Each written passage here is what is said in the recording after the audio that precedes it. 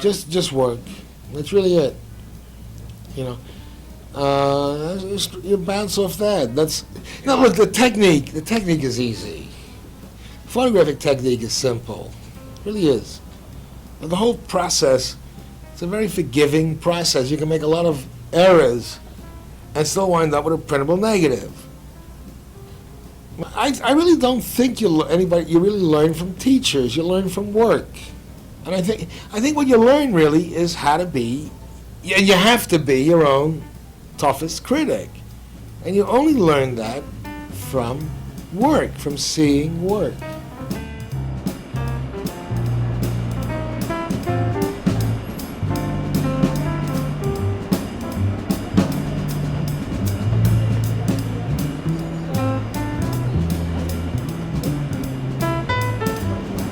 I'm Garry Winogrand. You're looking at my father's photographs, and you're listening to music I composed and recorded. Music was a very important part of my father's life. His whole family were, you could call them fanatics or obsessed with opera and classical music. So I was introduced to music before I can remember, because there was always music on, and it was pretty much classical.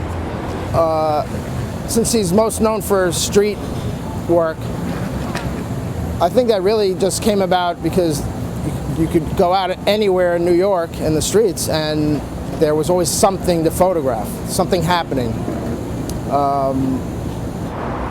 If we were walking with him on the way to lunch or somewhere in New York, there was always a sort of a rule that we couldn't walk ahead of him.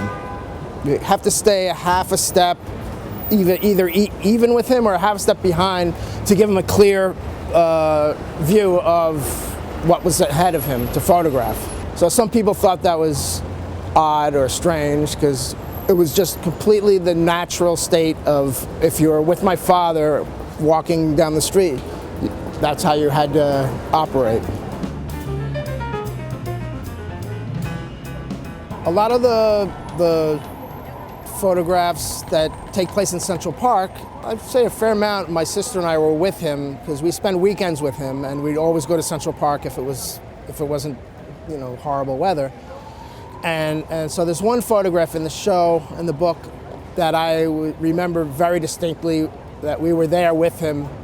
And it's the photograph in Bethesda Fountain with the woman who's exposing her breasts with a crowd of men staring at her. I don't know, I don't remember the year, late 60s or something, but it was a time of exhibitionism for sure.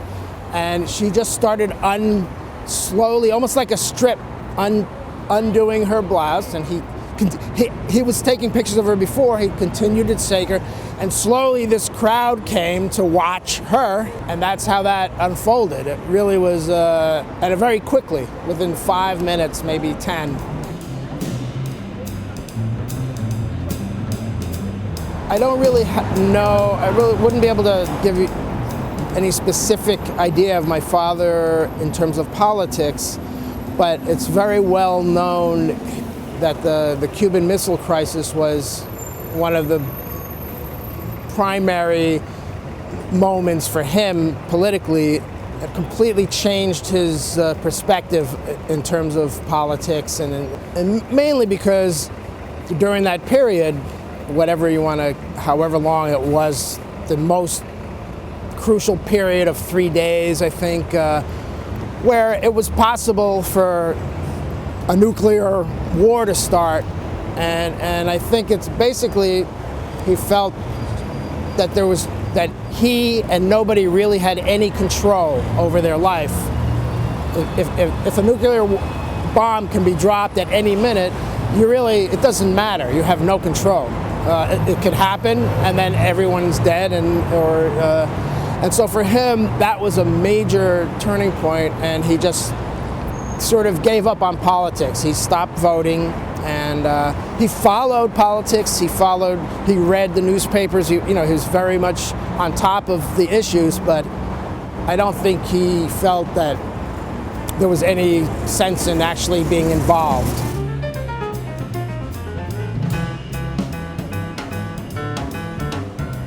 People wonder about the differences between working methods from New York versus Los Angeles. And I mean, a lot of the differences in terms of developing his own work, film and everything, and was in New York City. He had built his own darkroom, so he had everything set up to develop, print contact sheets, and make prints. And when he moved to Texas, he didn't have a darkroom in his home, or Texas or Los Angeles. He used the university darkrooms. I think that's partly a reason why he didn't, especially the last years, you know, the famous undeveloped work, and then he had work that he had developed but hadn't even made contact sheets, which means he had never even seen any of that work. Then going back to New York, when I was a little kid, both my sister and I would often be in the darkroom with him, never at the same time, and we helped him work when he was printing. We would operate the enlarger, and we'd watch him print, watch the prints in the developer and stuff like that.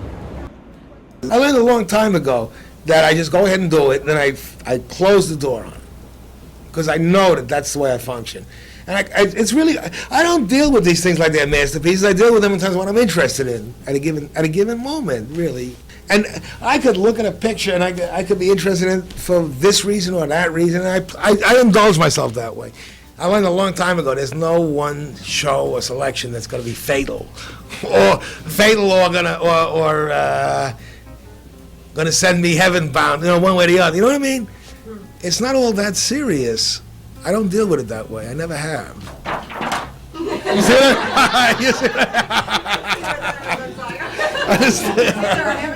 Another masterpiece bites the dust. You see?